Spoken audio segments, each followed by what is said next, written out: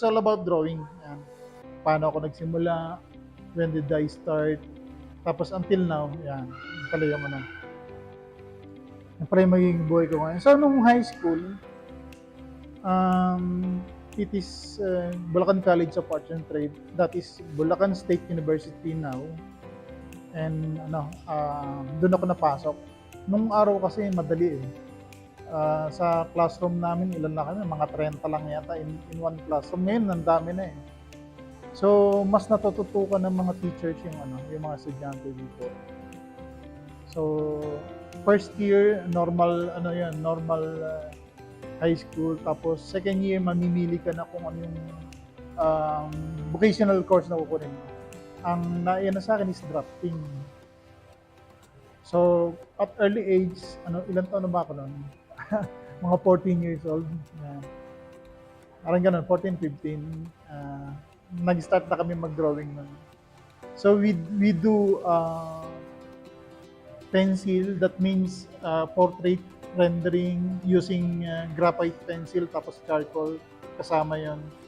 Then meron din kaming painting, oil painting naman. Tapos ano ba, watercolor also. Yung mga kasama ko nun, ang gagaling. Chinese brush yung gamit namin, watercolor. Pag ginano nila, maya-maya na, murals na. Pag ginagawa ko, kasi hindi ako sanay, ginagaya ko lang sila. Then, yung parang cream of the craft ng section namin, sila yung ginawa kong barkada, puro magagaling. Ako kumbaga yung nasa hulihan. And kumbaga nagiging inspiration ko yung mga classmates. Then, yun na nga. Later on, nag-oil painting kami.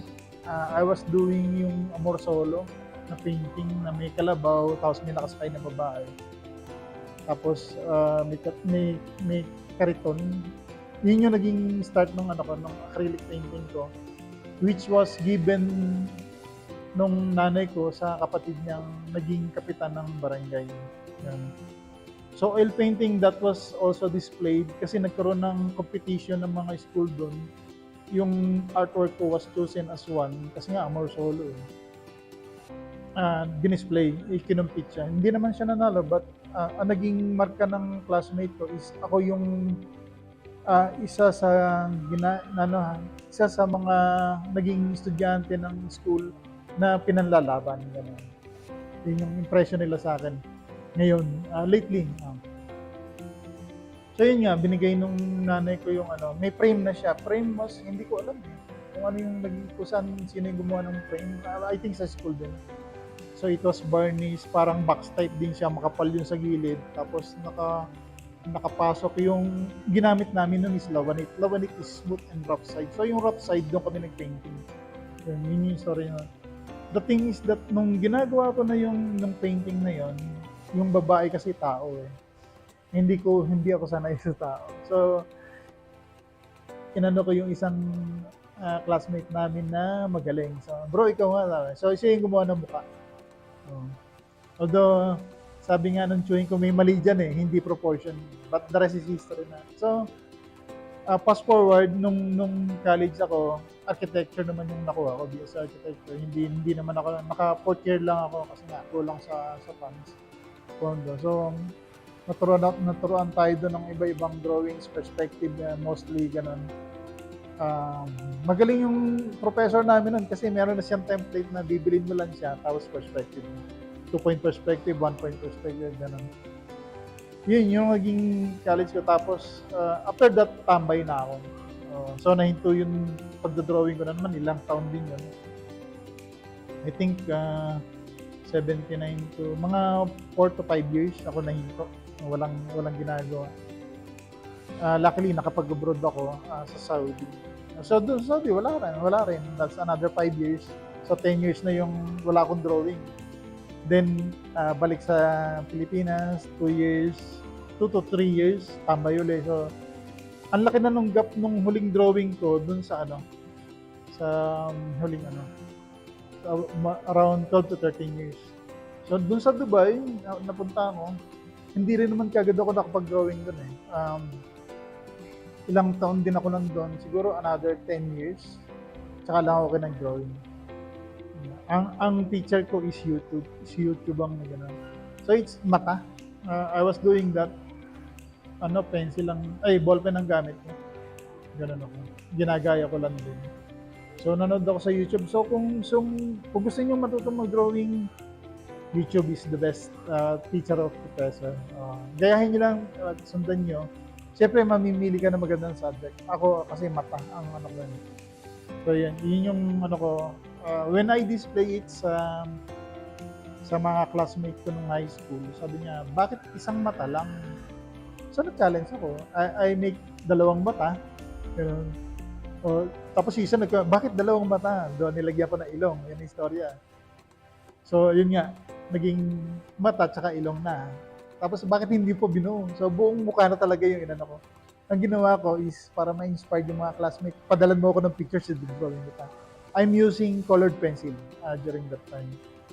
Ang problema sa colored pencil pala, pag matingkad na, wala. Meron siyang definite depth. Yun, hanggang doon lang siya. Hindi mo pa siya pwedeng mapatingkad unless nagamit ka ng ibang medium. So yun. Yun ang story. Then afterwards, nahinto rin ako. Nahinto na naman. Then I think that was 15 years ago. I started drawing again. On and off, ganun. Tapos, nakabalik na ako dito sa Pilipinas. Sabi ko nga, so at early age, meron na akong background sa drafting, drawing, paggamit ng T-square, triangle, eraser, nandiyan na lahat. I do oil, graphite, charcoal, tapos watercolor. So lahat ng medium na yun, nandiyan na.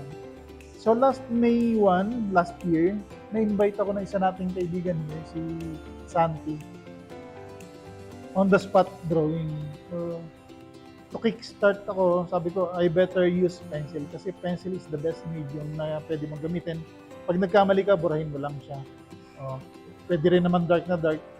So I use, dalawa lang yung ginamit ko, I think 3B and 5B. So dalawang pencil. Those are soft section ng graphite pencil. Basta may B, malambot na yan. Pag etch, matigas na siya. So, dalawa yung ginamit ko. Then, on the spot, ang ginawa ko is nag-picture ako. So, picture sa cellphone, tapos naupo na ako. So, dun sa cellphone, doon ko ginagaya yung artwork. When you do an artwork, maraming mali dyan. Ikaw lang yung makakakita. Yan. Marami na ako nagawang artwork. Ako yung nakakita ko ano yung mali. Meron nga ako self-portrait dito, may mali. May ballpen ang ginamit ko. But still, I continue it. Ang una nyong aalisin is yung takot.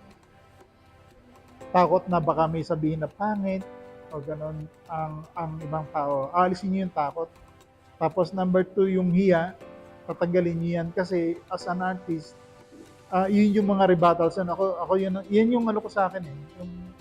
Yung number 1 tsaka number 2 na nangyari sa akin. So, I'm telling you guys, kung sanay kayo tanggalin nyo kagad yung takot. Number 1 is yung takot. Bakit? Tatakot kayo na baka hindi maging maganda, hindi maging proportion. Well, it is a form of art. Si Picasso nga yung mata malaki dito tapos maliit na gano'n. No? Tapos nakatagilid pang gano'n. Si Picasso, one of the famous painter. Ang galing niya. Pero titignan mo yung artwork niya. Banking naman. Hindi talaga proportion yung ano niya. Michelangelo is one good example. Ewan ko kung matutulog pa siya on how he do it. Pero ang galing niya.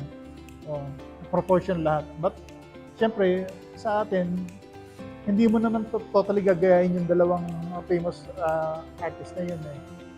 Gagawin mo silang inspiration. So, kung meron kang kasamang nagpe-paint or gumagawa ng art, gawin mo silang inspiration. Lahat ng kasi drawing is a form of art. Kanya-kanyang interpretation lang. Kanya-kanyang the way how they do it. Kasi, sabi ko nga, yung bilog stick na gano'n, is a form of art. Depende lang sa pananaw ng ibang tao. Kasi, ang karaniwan na hindi sanay sa art, they are the number 1 judgmental ng art. Yan. Sabi nila, pangit naman yan, hindi naman maganda yan. Kasi hindi sila nakakaintindi ng art. But, when you look at Picasso's drawing, mga triangle, circle lang siya, makita mo. search nyo si Pablo Picasso and grabe yung ano niya, mga artwork niya, but very famous. Yun lang. Akala ko nun pala, eto nga pala, kasi senior na ako, wala akong trabaho. Akala ko wala akong skill. Ito pala yung, so I'm doing now, artwork here. I've done pencil, watercolor, ball pen, acrylic na. I'm doing acrylic na, gumagawa tayo ng canvas here sa Center Mall, 3rd floor, Baguio City. And thank you again sa Center Mall na bigyan tayo ng pagkakataon na magkaroon ng space dito para makapag-continue tayo ng art natin. And again, sa Center Mall, management ng Center Mall, thank you very much for giving us the opportunity. Kasi nagkaroon kami ng exhibit dito last July, August here sa 5th floor ng Center Mall. It is the first art exhibit here in Center Mall.